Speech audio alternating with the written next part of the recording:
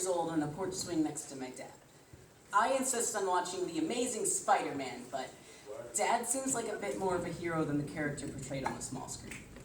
See, Dad has some superpowers. Dad can turn a balcony into a theater and an old broken television and the best silver screen. Dad has electricity in his veins. But Dad has some other powers too. He can fill his body with so much liquor, he becomes more aquatic than Aquaman. His liquid state would almost cause his Batmobile to fly. When he would get another DUI, he became more like the Riddler. When the officer would ask him how much he had been drinking that night, just like when I would have to decipher whether his drink was really tea or not. But I have some powers myself.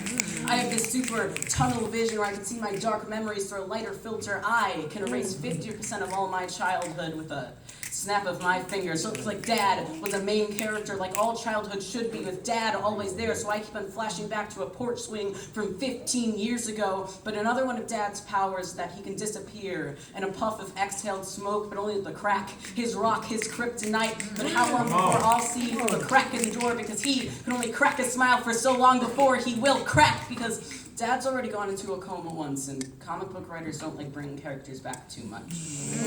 But the crack kept his heart rate fast enough to outswim the Deadpool. But Dad is a superhero, or maybe an anti-hero, because he can be great but chooses not to be. Dad didn't remember that porch swing until he asked to get a tattoo together. And I said, let's get Spider-Man. And it felt like all of my powers were drained when Dad asked, why Spider-Man? Which is to say, if Dad doesn't see himself as super, why should I? And maybe Dad is more Deadpool than Spider-Man, that potential to be super that is never fulfilled, because I can't tell you the last time I saw him without a bottle in his hand. And yes, Dad has canceled plans because his kryptonite was deemed more important than his sidekick. But if Dad doesn't leave, Spider-Man can't have a homecoming. Mom says I should be grateful, because at least Dad comes back sometimes.